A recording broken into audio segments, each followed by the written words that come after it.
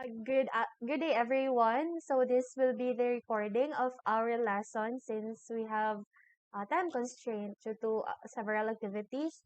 And this topic will tackle about the chapter 2, lesson 2, the development of moral character of the moral agent. But before we proceed, we have to understand that moral agents is us. We have to accept the reality that being rational, being sentient being, we have the freedom to choose what decisions we partake in our life, may it be for the betterment of everyone or for the betterment of yourself. So, according to Barbara Bander, the moral agent directs his or her life to improve, refine, develop this world in order to bring out the world to come. So, when we talk about the world to come, ang kalibutan sa umaabot.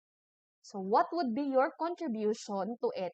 So, ang uban, nitubag sila nga magtarong sila og eskwela in order for them to ensure that their future family would live harmoniously or mas nindot nga kinabuhi compared to now. So, that is an example of kaning activity that you would engage so that the world to come or ang umaabot nga kalibutan kay mas haruhay siya or mas nindot siya puyan.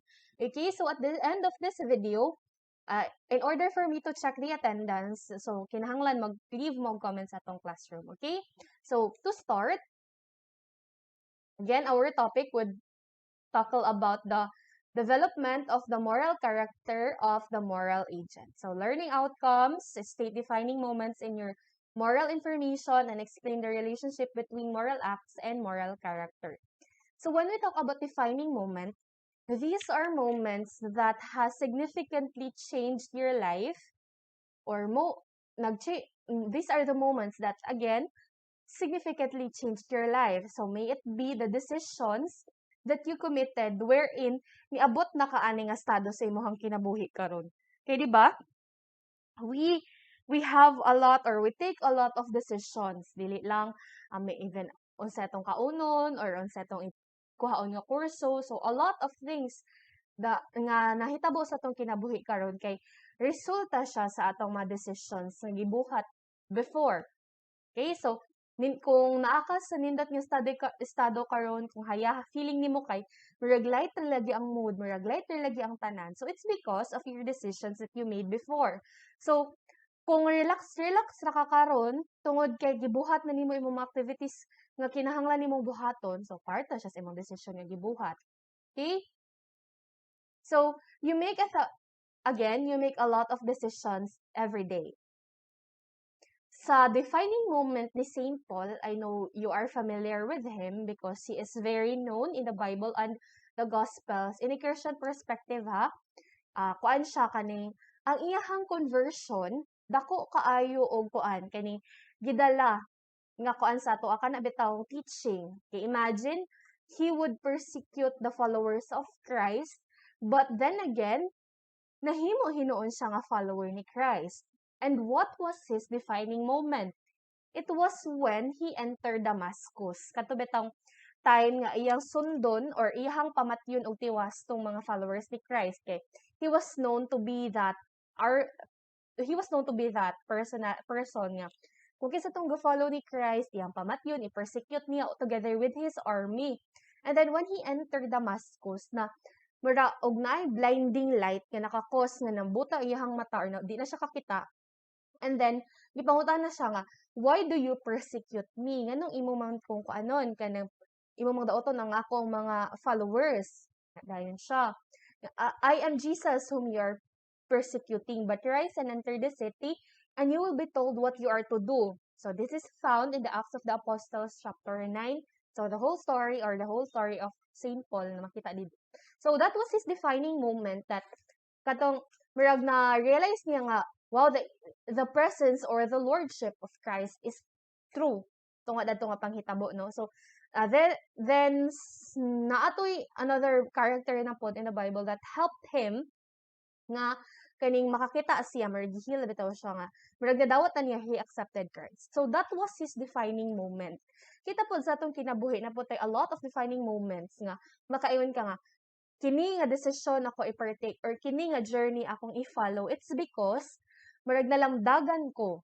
Okay? So kanang murag in layman's term, nga murag nalamdagan bitaw ka nga moment. So for example, the moment I took the course education, kay feeling nako or murag nalamdagan ko nga murag nice ang profession, murag in the long run it would help me to be murag to be stable. So man nga ni kuan ko nag education. So somehow mo to siya defining moments ako nga karon in the present time or in the future, I see myself as a teacher pod nga magdugay. So, somehow, na bitaw nga mga example. Ikaw pod, sa imong kinabuhi, na kay defining moment. Okay? So, the relationship between moral acts and character, that is an example of Nobel's kuan kining piece. Okay? His kuan kaning or this piece talked about whether the moral character is necessary for moral behavior. So when we talk about moral character, it facilitates doing the moral action. So you do the right thing. Okay, so, di ba, kadumdum mo sa unang sige ingon niya, you should develop your character because it would help you. Bisan pag ikaw ang pinaka-bright, kung ikaw po ang pinakabati o character nga, dili ka kahibalo makighimamat sa imong mga kaubanan in the office or in the environment, it would not help you. Kaya ilhang madumduman sa imuha, ay, wam to siya lamig batasan. Ay, nana ba? Ano na ang mga things. So, unsay kalambigitan niya kung i-develop imuha moral act and your moral character. Okay? So, the person who has moral character does moral actions more readily, more easily, and more willingly. So, if you have the good character di ay, ang pagbuhat sa maayo nga kaning buluhaton dili na lisod sa imuha tungod kay you consider it as your way of life. So easy na lang sa imuha nga mutagad og lain tao, easy na lang sa imuha mo consider sa kaning kuan sa uban kining idea sa uban nga receive kag constructive criticism nga dili nimo libakon ang mga tao nga gahatag sa ilang idea about you because you know that out of those criticisms you could improve yourself. So okay, so he also agreed, or the author also argued, that moral character matters in a second, much more fundamental way. The person who has moral character is able to recognize what is moral and occasions for moral behavior in a way that those who lack moral character cannot. Those who lack moral character often fail to act morally because they simply fail, in many instances, to recognize the morally relevant of their situations they find themselves in. So somehow, katong mga tao nga, murag wala bitaw nila na-develop ang ilaha character, kana bitaw out of the environment, sa environment asa sila na belong, kay murag lisod pa bitaw siya, kay murag wala na instill sa ilaha. Kano yun, sila, ang batasan nimo kay gikan din na sa imong panimalay, or kung unsa to ang pinaka-permi nimo makita. So somehow, kung wala to siya na-develop, murag maglisod yun ang isa ka taong follow, ana, sa mga moral actions or moral acts that you should follow.